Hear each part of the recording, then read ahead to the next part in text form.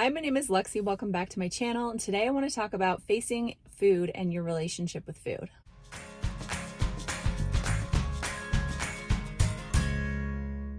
All right, so when I first started fasting, I was part of some Facebook groups that really encouraged longer fasts.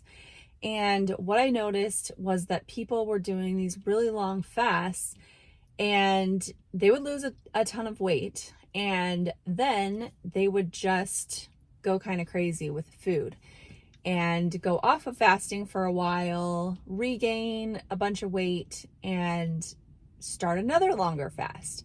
Or they may just do these, rolling fasts where it was like 72 hours, eat one meal, go into 72 hours again, eat another meal, repeat until they just got so burned out that they couldn't continue anymore.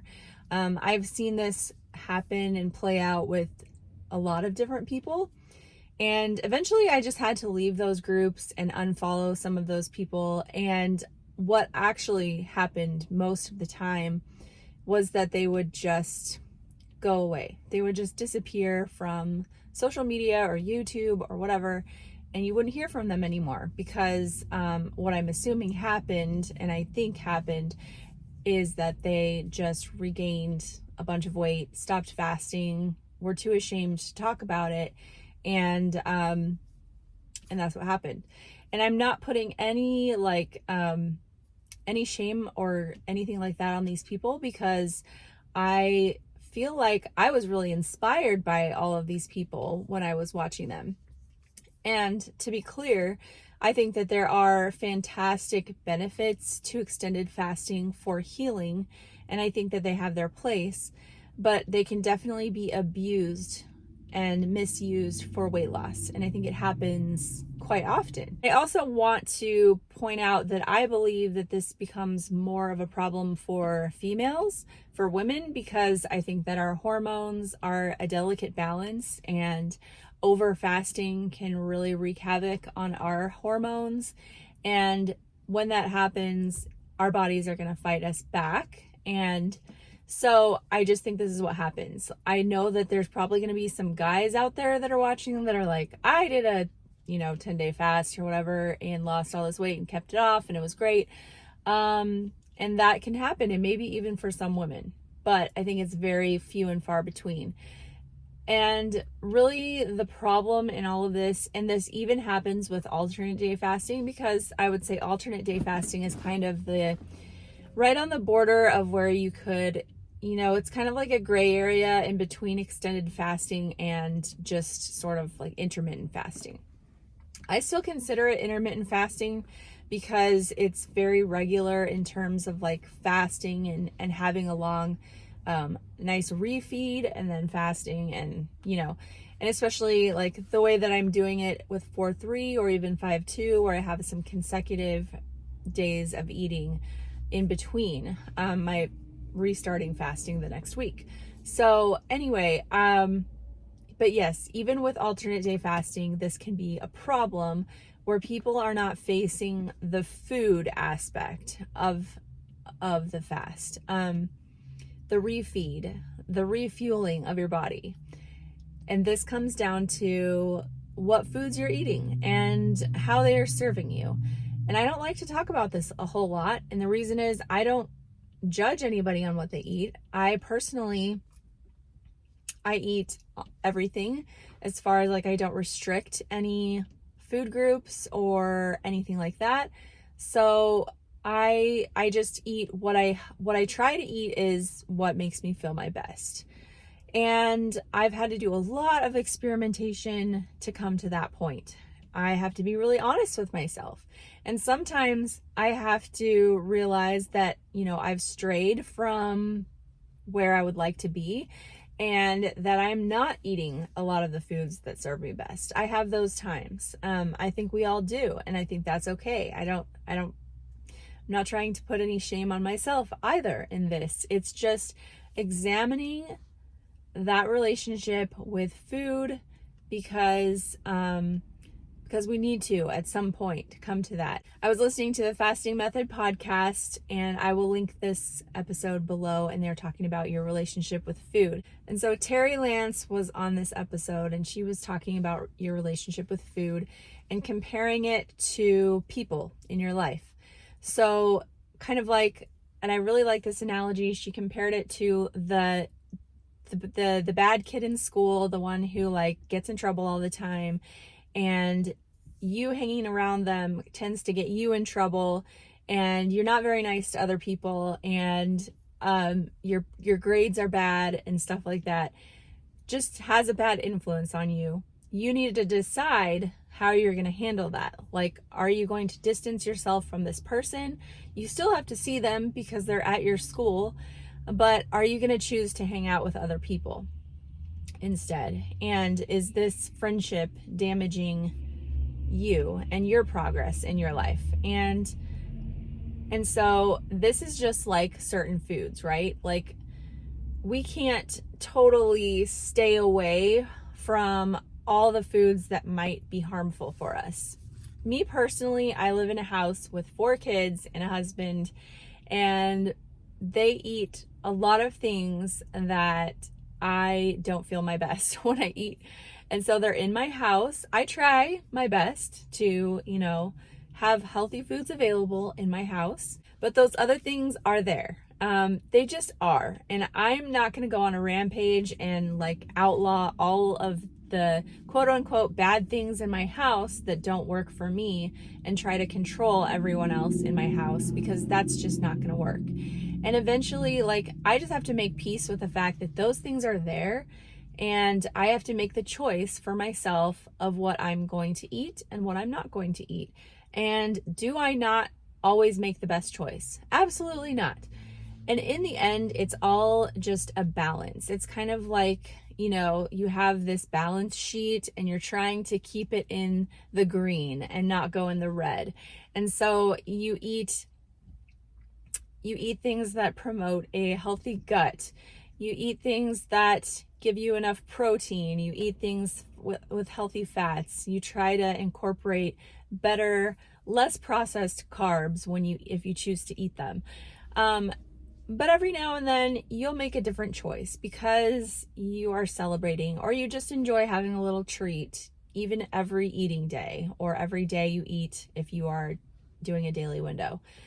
I don't think there's anything wrong with that, because I think that you just have to be honest with yourself. How does this affect me, and how much is okay for my body? Because, like, for instance, I don't drink alcohol, and I never have, but I know some people can handle maybe a glass of wine every night. Some people can only have one once a week or like once a month, because of how that works in their individual body. And they have to be honest, again, with themselves of how this is affecting their individual body. And what I eat is going to be different from what you eat, because we just have different bodies, and they function differently. And so I have like a cinnamon allergy, and I don't hardly ever eat cinnamon. I used to kind of eat it maybe a few times a year, but now I don't really ever eat it at all, because it's just not worth the way that I feel when I eat it. And I have other food sensitivities as well, and I have to decide whether I want to take the risk of a reaction I might have.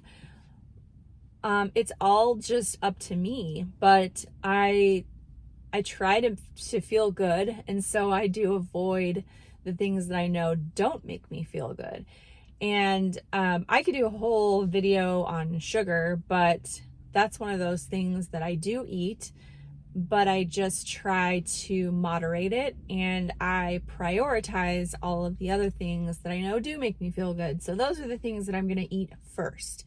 And, if I have a little bit of this, it's not that big of a deal, because I've already, filled myself up with the good things, and I have a little bit of room for something that I like, that's just good, doesn't do anything for me, but, it's just for fun. And I don't think there's anything wrong with that.